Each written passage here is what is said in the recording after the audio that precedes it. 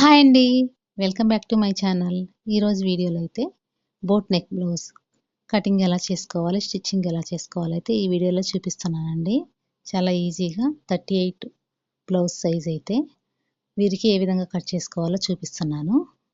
Lining తీసుకొని opens మనకు opposite ఉండే విధంగా వేసుకోవాలి.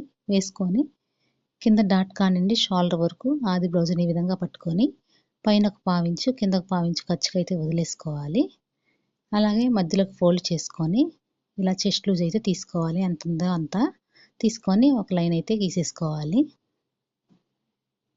ఇలా గీసుకున్న తర్వాత సంక సైడ్ కూడా పావించి పైన అలాగే కింద గ్యాప్ అయితే వదిలేసుకోవాలి ఖర్చు కోసం. అలాగే మెడ కూడా అదే విధంగా తీసేసుకోవాలి ఖర్చుల కోసం వదిలేసుకొని. ఇలా ఇవన్నీ తీసుకున్న తర్వాత మిగతాదంతా టేప్తో అయితే కొలత అయితే తీసుకోవాలి. బోట్ నెక్ కాబట్టి 7.5 ఇంచుల వరకు తీసుకున్నాను. మెడ వచ్చేసి 4 ఇంచులు పెట్టుకుంటున్నాను. అలాగే ఇటు సైడు సంక సైడ్ కూడా 7 ఇంచుల వరకు డౌన్ అయితే తీసుకుంటున్నాను. ఇప్పుడు నెక్ రౌండ్ కోసం అయితే 3.5 ఇంచులు డ్రా చేసుకుంటున్నాను. డ్రా చేసి ఇలా స్క్వేర్ షేప్లో గీసేసుకొని రౌండ్ అనేది షేప్ ఇచ్చేసుకోవాలి. ఇలా రౌండ్ షేప్ గీసేసుకున్న తర్వాత సంక సైడ్ కూడా ఇలా పలకలాగా అయితే ఒక లైన్ ఇట్లా డ్రా చేసుకోవాలి. డ్రా చేసుకొని 1.5 ఇంచ్ వచ్చేసి రౌండ్ సంక కోసం అయితే ఇలా గుర్తు అయితే పెట్టుకొని రౌండ్ షేప్ అయితే తిప్పేసుకోవాలి. చూస్తున్నారు కదా, ఇలా రౌండ్ అయితే కరెక్ట్గా గీసేసుకోండి. ఇప్పుడు నెక్ పొడుగు కోసం వచ్చేసి పై మెడ నుండి ఈ మెడ దాకా వచ్చేసి కింద మెడకి 1.5 ఇంచ్ గ్యాప్ అయితే ఉంచుకున్నాను.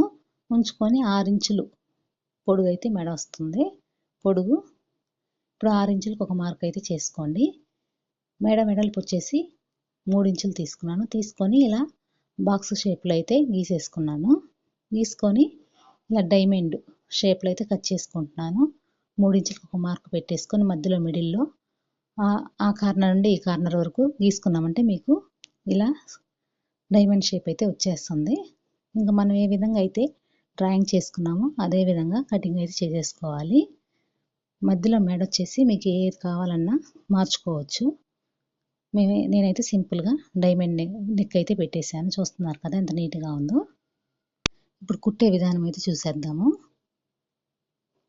ఒరిజినల్ క్లాత్ని అయితే ఈ విధంగా కింద వేసుకోవాలి. రైట్ సైడ్ వేసుకొని పైన లైనింగ్ని ఈ విధంగా పరిచేసి ఇలా పిన్నులు అయితే పెట్టేసుకోండి.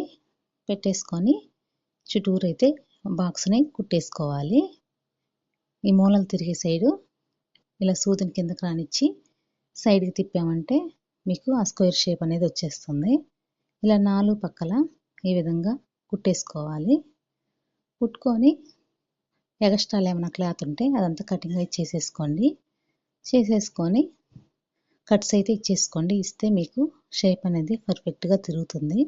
నా ఛానల్ ఎవరైనా ఫస్ట్ టైం కనుక చూస్తున్నట్టయితే నా ఛానల్ని సబ్స్క్రైబ్ చేసుకోండి, లైక్ చేయండి, షేర్ చేయండి. ఈ విధంగా కట్స్ ఇచ్చేసుకొని లైనింగ్ని లోపల వైపుకి అనేసామంటే రివర్స్ చేసామంటే మీకు రెడీ అయిపోతుంది బ్లౌజ్ అనేది. ఇంకా పై కుట్టు అయితే వేసేసుకోండి, ఫినిషింగ్ బాగుంటుంది. మీకు ఇలా కాదు క్యాన్వాస్ కూడా వేసుకోవాలనుకుంటే ఈ టైంలో ప్రెస్సింగ్ చేసేసుకొని సపరేట్గా క్లాత్ తీసుకొని లైనింగ్ కూడా సేమ్ ఇదే విధంగా పైన పెట్టి కుట్టేసుకొని రివర్స్ తిప్పామంటే మీకు క్యాన్వాస్తో కూడా రెడీ అయిపోతుంది. కొంచెం స్టిఫ్గా ఉంటుంది. వీరైతే క్యాన్వాస్ ఏం అవసరం లేదు, ఇలా నార్మల్గా కుట్టేయమన్నారు, అందుకోసం అయితే ఇలా కుట్టాను. చూడండి, పై కుట్టు వేసిన తర్వాత ఫినిషింగ్ చాలా నీట్గా వచ్చేసింది చూడండి. ఇప్పుడు లైనింగ్ అంతా ఒరిజినల్ క్లాత్కి కలిపేసి ఒక కుట్టు అయితే 4 పక్కల వేసేసుకోండి. ఇలా వేసేసుకున్న తర్వాత ఎగస్ట్రాలు ఏమైనా ఉన్నాయో మొత్తం కటింగ్ అయితే చేసేసుకోవాలి. చేసుకొని స్ట్రైట్గా ఉన్న క్లాత్ ఒకటి తీసుకొని వీప్ పీస్ అయితే వేసేసుకోవాలి. నేరుగా పెట్టేసి కుట్టేసుకొని పై కుట్టు వేసి డాట్స్ అయితే వేసేసుకోండి. వీడియోలో చూపిస్తున్న విధంగా ఇలా అంచు పీస్ అయితే తీసేసుకున్నాను నేను. విడిగా తీసుకునేప్పుడైతే మీరు ఒక పక్క అయితే మడిచి అయితే కుట్టుకోవాలి. అంచు పీస్ కాబట్టి అవసరం లేదు. ఇలా కుట్టుకున్న తర్వాత నెక్ ఉంటుంది కదా మధ్యలోకి, దానిపై నుంచి ఈ విధంగా ఫోల్డ్ చేసుకొని ఒక డాట్ అయితే వేసేసుకోవాలి. మన ఖర్చుకి ఎంతైతే పెడతామో అది ఎక్స్ట్రా రానిచ్చేసి డాట్ వేసుకోవాలండి.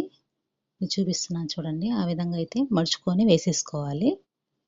చాలా ఈజీగా అనేది కుట్టుకోవచ్చండి. ఇలా బోట్ నెక్ కూడా వేసుకున్న చాలా బాగుంటుంది సింపుల్గా.